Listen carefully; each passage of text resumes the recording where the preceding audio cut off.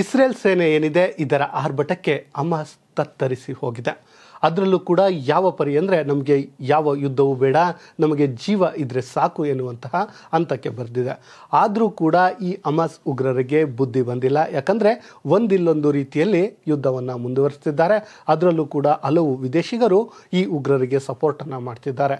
ಅದರಲ್ಲೂ ಕೂಡ ಇದೀಗ ಪತ್ರಕರ್ತನೊಬ್ಬ ಬೆಳಿಗ್ಗೆ ಪತ್ರಕರ್ತನಾಗಿ ಮತ್ತು ಸಂಜೆ ಹಮಾಸ್ ಉಗ್ರನಾಗಿ ಪತ್ತೆಯಾಗಿರೋದನ್ನು ಇದೀಗ ಇಸ್ರೇಲ್ ಸಾಕ್ಷಿ ಸಮೇತ ಹೊರ ಹಾಕಿದ್ದು ಇದೀಗ ದೊಡ್ಡ ಸುದ್ದಿಗೆ ಕಾರಣವಾಗ್ತಿದೆ. ಹಾಗಾದರೆ ಯಾರದು ಇಸ್ರೇಲ್ನ ಪತ್ರಕರ್ತ, ಬೆಳಿಗ್ಗೆ ಪತ್ರಕರ್ತನಾಗಿ ರಾತ್ರಿ ಉಗ್ರನಾಗಿದ್ದು? ಆ ಕುರಿತ ಒಂದು ವಿಶೇಷ ವರದಿ ನಿಮ್ಮ ಮುಂದೆ. ಸ್ನೇಹಿತರೆ, ನಿಮ್ಮೆಲ್ಲರಿಗೂ ಗೊತ್ತಿರಬಹುದು, ಅಕ್ಟೋಬರ್ 7 ಅಂದು ಹಮಾಸ್ ಉಗ್ರರು ಇಸ್ರೇಲ್ ಮೇಲೆ ದಾಳಿ ಮಾಡಿದ್ದು ನಿಮ್ಮೆಲ್ಲರಿಗೂ ಗೊತ್ತಿರುವಂತಹ ವಿಚಾರ.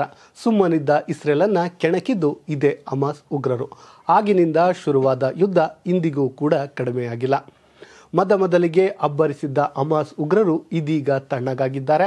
ಯಾಕಂದರೆ ಇಸ್ರೇಲ್ ಮಾಡ್ತಿರುವ ಅಂತಹ ದಾಳಿ ಅಂತದ್ದಿದೆ.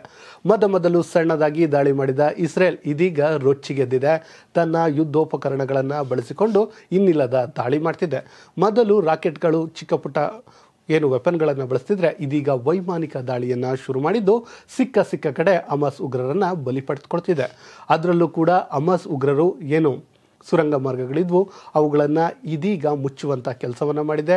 ಉಗ್ರರು ಏನೆಲ್ಲ ಆಯುಧಗಳನ್ನು ಇಟ್ಕೊಂಡು ಇಸ್ರೇಲನ್ನು ಯಾವೆಲ್ಲ ಪರಿಯಲ್ಲಿ ಮಣಿಸಬೇಕು ಅಂತ ಡಿಸೈಡ್ ಮಾಡಿದ್ರು ಅದೆಲ್ಲವನ್ನು ಇದೀಗ ಹಂತವಾಗಿ ಇಸ್ರೇಲ್ನ ಸೇನಾಪಡೆ ಮುಗಿಸ್ತಾ ಹೋಗ್ತಾ ಇದೆ. ಇನ್ನು ಈ ಇಸ್ರೇಲ್ ಮತ್ತು ಹಮಾಸ್ ಉಗ್ರರ ಏನು ಯುದ್ಧ ಇದೆ ಅದು ಹಲವು ರೂಪಗಳನ್ನು ಪಡೆದುಕೊಂಡಿದ್ದು ನಿಮಗೆ ಗೊತ್ತಿರುವಂಥ ವಿಚಾರ. ಮೊದಲಿಗೆ ಇಸ್ರೇಲ್ ಮತ್ತು ಹಮಾಸ್ನಲ್ಲಿ ನಡೆಯುತ್ತಿದ್ದ ಯುದ್ಧ ನಿಧಾನವಾಗಿ ಕೆಂಪು ಸಮುದ್ರಕ್ಕೆ ಹೋಗಿತ್ತು. ಏನು ಈ ಉಗ್ರರಿದ್ದಾರೆ ಇವರಿಗೆ ಯೆಮೆನ್ ಬೆಂಬಲಿತ ಉಗ್ರರು, ಹೌತಿ ಉಗ್ರರೇನಿದ್ದಾರೆ ಅವರು ಸಪೋರ್ಟ್ ಮಾಡಿದ್ದು ನಿಮಗೆ ಗೊತ್ತಿರುವಂಥದ್ದು. ಆ ಸಮಯದಲ್ಲಿ ಇಸ್ರೇಲ್ ಇರಬಹುದು, ಅಮೆರಿಕ ಇರಬಹುದು, ಬ್ರಿಟನ್ ಇರಬಹುದು, ಈ ಎಲ್ಲ ರಾಷ್ಟ್ರಗಳು ಸೇರಿಕೊಂಡು ಆ ಉಗ್ರರನ್ನು ಹತ್ಯೆ ಮಾಡುವಂಥ ಕೆಲಸವನ್ನು ಮಾಡಿತು. ಕೆಂಪು ಸಮುದ್ರದಲ್ಲಿ ಆದಂತಹ ಉದ್ವಿಗ್ನ ಪರಿಸ್ಥಿತಿ ಏನಿದೆ ಅದನ್ನು ಸರಿಪಡಿಸುವಂಥ ಕೆಲಸವನ್ನು ಮಾಡಿದ್ವು. ಅಲ್ಲಿಂದ ಶುರುವಾದಂತಹ ಯುದ್ಧ ಮತ್ತೆ ನಮ್ಮ ಅರಬ್ಬಿ ಸಮುದ್ರಕ್ಕೂ ಬಂತು. ಅರಬ್ಬಿ ಸಮುದ್ರದಲ್ಲಿ ಉಂಟಾದಂತಹ ಉದ್ವಿಗ್ನ ಪರಿಸ್ಥಿತಿಯು ಕೂಡ ನಿಮಗೆ ಗೊತ್ತಿದೆ. ಏನೆಲ್ಲ ದಾಳಿಗಳಾಯಿತು ಅದು ಕೂಡ ಭಾರತದ ಹಡಗುಗಳನ್ನು ಟಾರ್ಗೆಟ್ ಮಾಡಿದ್ದು ಕೂಡ ಗೊತ್ತಿದೆ. ಇದೆಲ್ಲವೂ ಇಸ್ರೇಲ್ ಮತ್ತು ಹಮಾಸ್ ನಡುವಿನ ಯುದ್ಧದ ಪರಿಯಾದರೆ ಇದೀಗ ಹಮಾಸ್ ಮತ್ತು ಇಸ್ರೇಲ್ ಯುದ್ಧ ಏನಿದೆ ಇದರಲ್ಲಿ ಒಂದು ಬ್ರೇಕಿಂಗ್ ಸುದ್ದಿ ಸಿಕ್ಕಿದೆ. ಅದೇನೆಂದರೆ ಬೆಳಗ್ಗೆ ಹೊತ್ತು ಏನು ಪತ್ರಕರ್ತನಾಗಿ ಮತ್ತು ರಾತ್ರಿ ಹೊತ್ತು ಉಗ್ರನಾಗಿ ಕೆಲಸ ಮಾಡುವಂತಹ ವ್ಯಕ್ತಿಯೊಬ್ಬನನ್ನು ಇದೀಗ ಇಸ್ರೇಲ್ ಬಂಧಿಸಿದೆ. ಅದಷ್ಟೇ ಅಲ್ಲದೆ ಅವನ ಮಾಹಿತಿಯನ್ನು ಕೂಡ ಹೊರ ಹಾಕಿದೆ. ಹೌದು ಸ್ನೇಹಿತರೆ, ಇದೀಗ ಗಾಜಾಪಟ್ಟಿಯ ಮಧ್ಯಭಾಗ ಮತ್ತು ಉತ್ತರದ ರಫಾ ನಗರದ ಮೇಲೆ ಇಸ್ರೇಲ್ ವೈಮಾನಿಕ ದಾಳಿಯನ್ನು ನಿನ್ನೆ ನಡೆಸಿದೆ. ಅದರಲ್ಲಿ 9 ಜನರು ಮೃತಪಟ್ಟಿದ್ದಾರೆ. ಇನ್ನು ಈಗಾಗಲೇ 28,000ಕ್ಕೂ ಹೆಚ್ಚು ಜನರು ಈ ಯುದ್ಧದಲ್ಲಿ ಬಲಿಯಾಗಿದ್ದಾರೆ. ಇಸ್ರೇಲ್ನ 1,200ಕ್ಕೂ ಹೆಚ್ಚು ಜನ ಪ್ರಾಣವನ್ನು ಕಳೆದುಕೊಂಡಿದ್ದಾರೆ. ಆದರೂ ಕೂಡ ಇಸ್ರೇಲ್ ಇದ್ಯಾವುದಕ್ಕೂ ತಲೆ ಕೊಡಿಸಿಕೊಳ್ಳದೆ ಇದೀಗ ದಾಳಿಯನ್ನು ಮುಂದುವರಿಸಿದೆ. ಇತ್ತೀಚೆಗಂತೂ ಅಮೆರಿಕ ಕೂಡ ಇಸ್ರೇಲ್ ವಿರುದ್ಧ ತಿರುಗಿ ಬಿದ್ದಿತ್ತು. ನೀವು ಯುದ್ಧವನ್ನು ನಿಲ್ಲಿಸಲೇಬೇಕು, ಇಲ್ಲದಿದ್ದರೆ ಇದು ವಿಶ್ವಶಾಂತಿಗೆ ದಂಗೆಯನ್ನು ತರುತ್ತೆ ಎನ್ನುವಂಥ ಮಾತನ್ನು ಹೇಳಿದರು. ಆದರೂ ಕೂಡ ಅದ್ಯಾವುದನ್ನು ಡೋಂಟ್ ಕೇರ್ ಮಾಡ್ತಿರುವಂತಹ ಇಸ್ರೇಲ್ ಯುದ್ಧವನ್ನು ಮುಂದುವರಿಸಿಕೊಂಡು ಹೋಗ್ತಾ ಇದೆ. ಇನ್ನು ಸ್ನೇಹಿತರೆ, ಇದೆಲ್ಲವೂ ಒಂದು ಕಡೆ ಆದರೆ ಮತ್ತೊಂದು ಕಡೆ ಇದೇ ಸಮಯದಲ್ಲಿ ಹಮಾಸ್ ಉಗ್ರನೊಬ್ಬ ಬೆಳಿಗ್ಗೆ ಪತ್ರಕರ್ತನಾಗಿ ರಾತ್ರಿ ಉಗ್ರನಾಗಿ ಕೆಲಸ ಮಾಡುತ್ತಿರುವ ವಿಚಾರ ಇದೀಗ ಇಸ್ರೇಲ್ ಬಹಿರಂಗಪಡಿಸಿದೆ. ಕಾತಾರ್ ಮೂಲದ ಅಲ್ ಜಜೀರಾ ಸುದ್ದಿವಾಹಿನಿ ಏನಿದೆ ಅದರ ಒಬ್ಬ ಪತ್ರಕರ್ತ ಬೆಳಿಗ್ಗೆ ಪತ್ರಕರ್ತನ ವೇಷದಲ್ಲಿದ್ದರೆ ರಾತ್ರಿ ವೇಳೆ ಉಗ್ರಗಾಮಿ ಆಗ್ತಾನೆ ಅಂತ ಇಸ್ರೇಲ್ನ ಭದ್ರತಾ ಪಡೆಗಳು ಸಾಕ್ಷಿ ಸಮೇತ ಇದೀಗ ವಿಶ್ವದ ಮುಂದೆ ಇಟ್ಟಿವೆ. ಈತನ ಹೆಸರು ಮೊಹಮ್ಮದ್ ವಸಾಹ ಎಂಬಾತ. ಈತ ಲ್ಯಾಪ್ಟಾಪನ್ನು ಇದೀಗ ವಶಕ್ಕೆ ಪಡೆದುಕೊಂಡು ತನಿಖೆಯನ್ನು ಆರಂಭಿಸಲಾಗಿದೆ. ತನಿಖೆಯ ವೇಳೆ ಆರೋಪಿ ವರದಿಗಾರ ಹಮಾಸ್ ಉಗ್ರ ಸಂಘಟನೆಯ ಹಿರಿಯ ಕಮಾಂಡರ್ ಆಗಿರೋದು ಬೆಳಕಿಗೆ ಬಂದಿದೆ.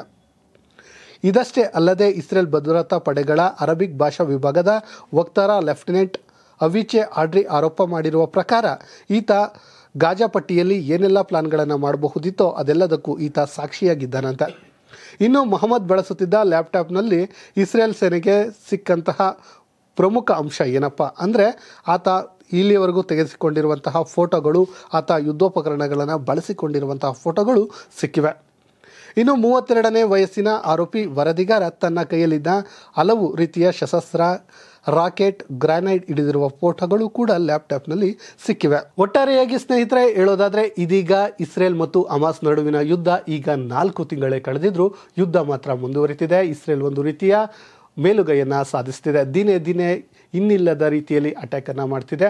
ಆದರೂ ಕೂಡ ಹಮಾಸ್ ಉಗ್ರರಿಗೆ ಏನು ಹಾಗೆ ಇಲ್ವಾ ಎನ್ನುವಂಥ ರೀತಿಯಲ್ಲಿ ವರ್ತಿಸ್ತಾ ಇದೆ. ಅದರಲ್ಲೂ ಕೂಡ ಸುಮಾರು ಅರ್ಧಕ್ಕಿಂತ ಹೆಚ್ಚು ಉಗ್ರರನ್ನು ಈಗಾಗಲೇ ಇಸ್ರೇಲ್ ಸೇನೆ ಬಲಿ ತೆಗೆದುಕೊಂಡಿದೆ. ಅದಷ್ಟೇ ಅಲ್ಲದೆ ಅವರ ಪ್ರಮುಖ ಯುದ್ಧದ ತಂತ್ರರೂಪಗಳಾದಂತಹ ಏನು ಸುರಂಗಗಳಿವೆ ಅವುಗಳನ್ನು ಕೂಡ ಮುಚ್ಚುವಂಥ ಕೆಲಸವನ್ನು ಮಾಡ್ತಿದೆ.